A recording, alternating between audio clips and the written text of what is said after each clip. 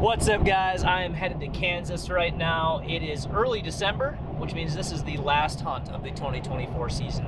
It has been a phenomenal season for me.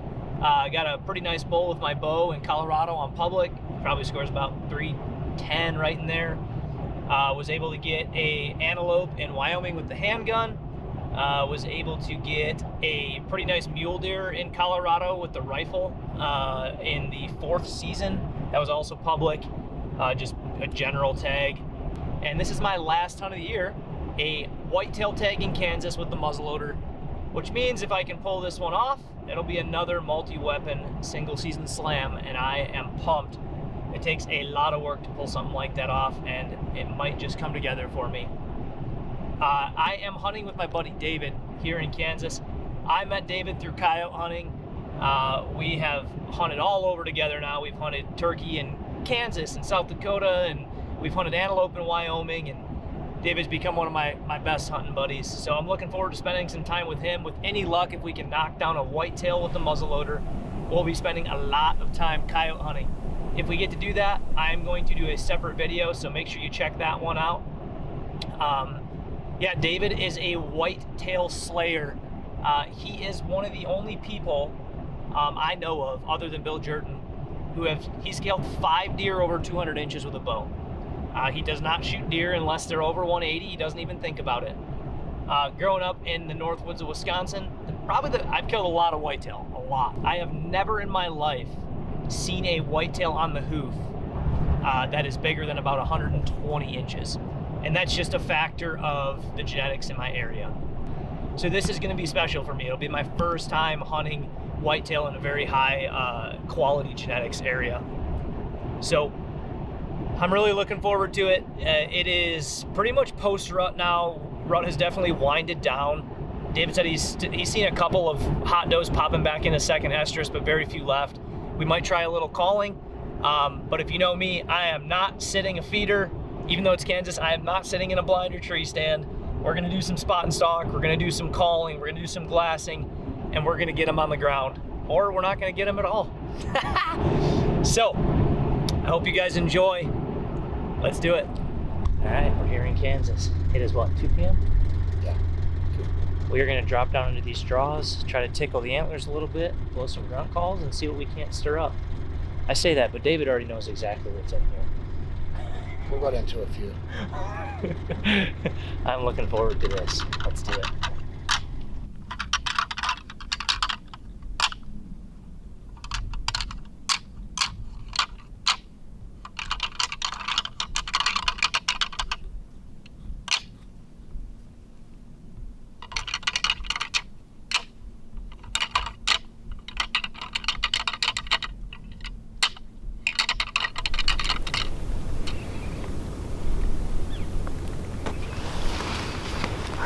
Second stand. David was rattling, and about 10 minutes after that, I saw a little whitetail going along the draw into the wind up the direction we're heading. I couldn't see if it was a buck or a doe, but for sure it was calm and it was headed that way. We're gonna give it a little bit more time here, and then we'll probably try to get out around and in front of the direction it was headed.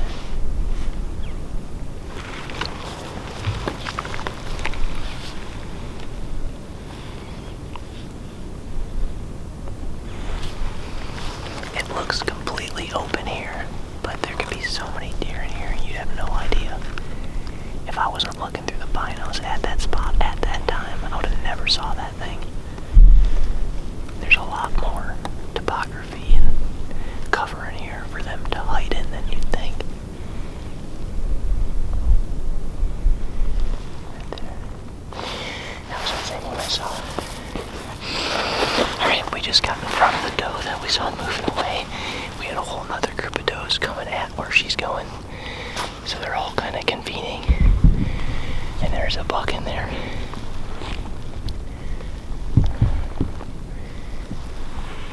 Should we go back around this way or just slide around this way?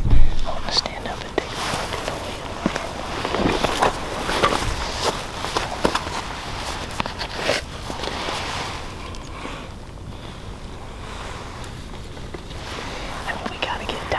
this stuff a little bit to call, because if we call from this hill, I mean, I wouldn't think they're going to come across the open not seeing anything, but maybe you've seen different. Well, but I think what will happen is if we can create the image that, you know, like we're over a hump, he's going to have to come up over it. Yeah. But they're so content in their feeding, man. So what me and David are thinking, we've been watching them for about a half hour. I think I'm going to sneak up kind of as close as I can get. I'll close it. They're 630 yards away right now. I'll probably close another 300. And we're thinking to have David set up and call from behind me. So kind of your drop back caller situation that we do with elk a lot.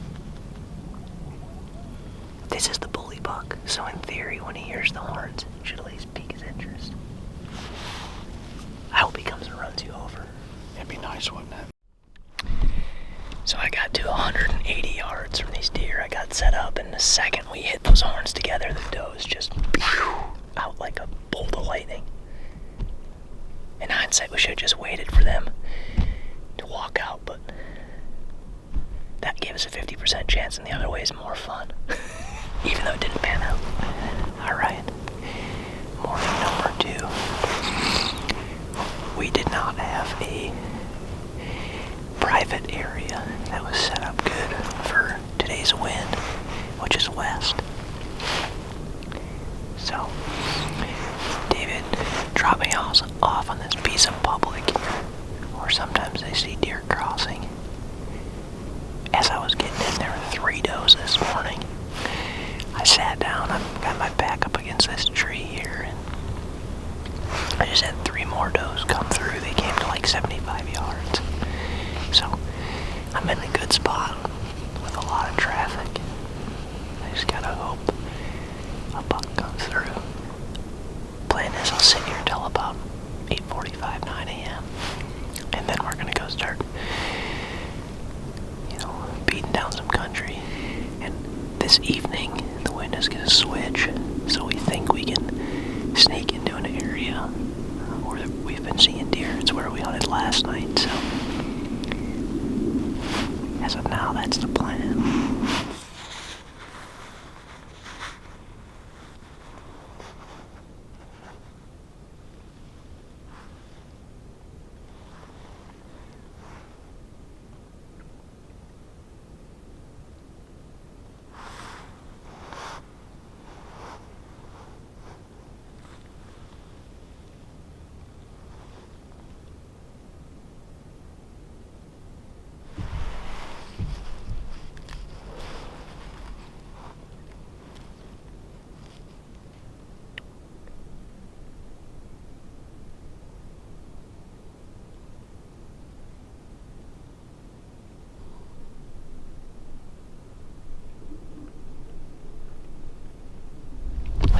Well, I had 2 more does coming at me, and then the wind switched, and you can see their noses were up, they smelled me, and now my wind is blowing in the exact direction that the deer were supposed to be coming from. So I'm going to move all the way over to the far edge of this public to try to get my wind going out of the direction they're coming. But the sun's also kind of lighting me up here. You can see I was trying to get behind the tree in the shade. It's not the ideal setup, for sure. On the way out, I did see a nice little buck. Didn't really have a chance to get him on camera. He was a small 8, probably, decent 130, 140 inch buck. Had him at 300 yards. Could have shot, didn't. And here's David. We're gonna get rolling. Let's go.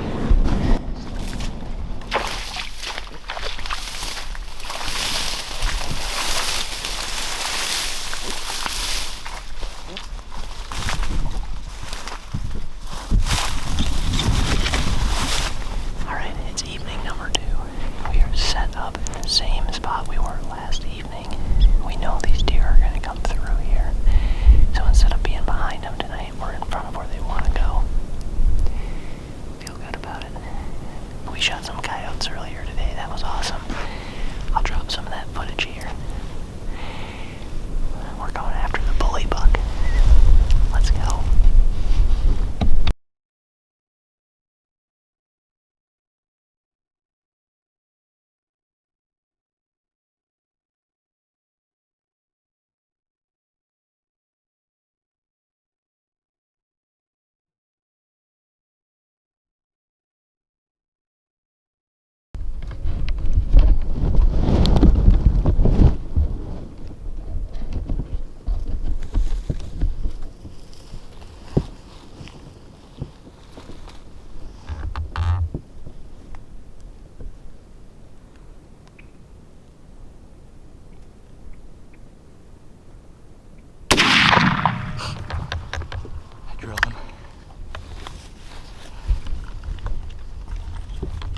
He's doing. He's coming down. Yeah, dude. Yeah, dude. Dude, that worked out so perfect. Yes! Yes, yes, yes! I smoked him. Holy shit. That's it. I don't know if I got it on camera. I tried to move it over. He's beautiful. Yeah. Dude. Dude, that smoke shit. The smoke was everywhere. I tried to catch him, and I had to dip under the smoke. I don't know if I was on him. I zoomed out. He was over there. He was beautiful in the sunshine. Dude, just like I imagined a Kansas deer coming through the tall grass with the sunshine on him. You want to have that? 7-year-old deer. The bully buck is down. Buck is down. So this deer has been kicking all these, like there's some big deer that David had in here and he was kicking them all out. David said he thinks he's 7.5. Dude, tonight's hit was crazy. We were sitting with our backs up against these little bushes and those does came, I mean, they were 10 feet from us. They blew, they took off. I was like, I looked, there was only 7 does, there was no buck with them. They went away. We had 2 other does come down the hill and just like 5 seconds ago, David's like, would you snap your fingers or something? Yeah. You're like, and I was like, oh God. I looked over, I was reading your text message about possibly moving. Yeah. And then I looked over and there he was. He's beautiful. Let's go look at the sucker, dude. That's by far the biggest whitetail I've ever shot. Like by 60 inches, 70 inches, like by double. You know, dude. I'm shaking. Oh, dude, okay. you could have laid it in a better place. Here's the other thing. I have this eliminator and I went to range him through the grass and it couldn't pick it up. And I was like, well, the muzzleloader zeroed for 50. Yeah. And I was like, I'm just putting the crosshairs on him because it was what, 80 yards max? Was he? 75? 70, yeah. Something in there. What was you at this tree? Or the more like this tamarack? Yeah, the little tamarack in front. 61 yards. 61 yards from the ground. Where did he you're right, what he did is he came out of where he bedded down and he tried to get the wind from where he was going. And he didn't want to come on this side of the creek to get more of the wind. And like when those does thank God, or he would have ran us over. They didn't stay out there and flag. They only flagged like once. Yeah. They didn't blow a bunch. So what he did is he went to circle the wind, but we had this buffer, this creek right here, and we shot him at the best place you could have shot him. I was gonna wait a little bit more for him to clear in front where the camera was pointed, but he started to pick his nose up and smell, and I was like, did you see me do this? I wasn't gonna risk it. Hey, that thing rolled me over to my right. I can't even like function right now. You want to hold this before I do something dangerous? Oh my goodness. Look at that. Oh my goodness. Look at this thing. He is so freaking cool. This is his main beam. It just swoops up. Oh, he's got 2 good eye guards. Look at how wide he is. What a cool buck. Look, it's got that Roman nose. He is old. And he's all beat up back here from fighting. It literally is down to his scalp. It's down to his skull. That's so crazy. Oh, yuck. Yeah, that was a good shot. In my bag, I have a knife, not a pocket knife. My goodness, dude. Thank you, buddy. You had a good run. Oh my goodness, buddy. Thank you. Thank you so much. Thank you. It was a fun hunt. Oh. Couldn't you feel that temperature drop like the last 30 minutes before we killed him, and it felt right. You're right. And it got calm. The wind just... That's nuts. That's crazy. And that's not fresh, but look how it's infected. Yeah, it's not super not fresh either.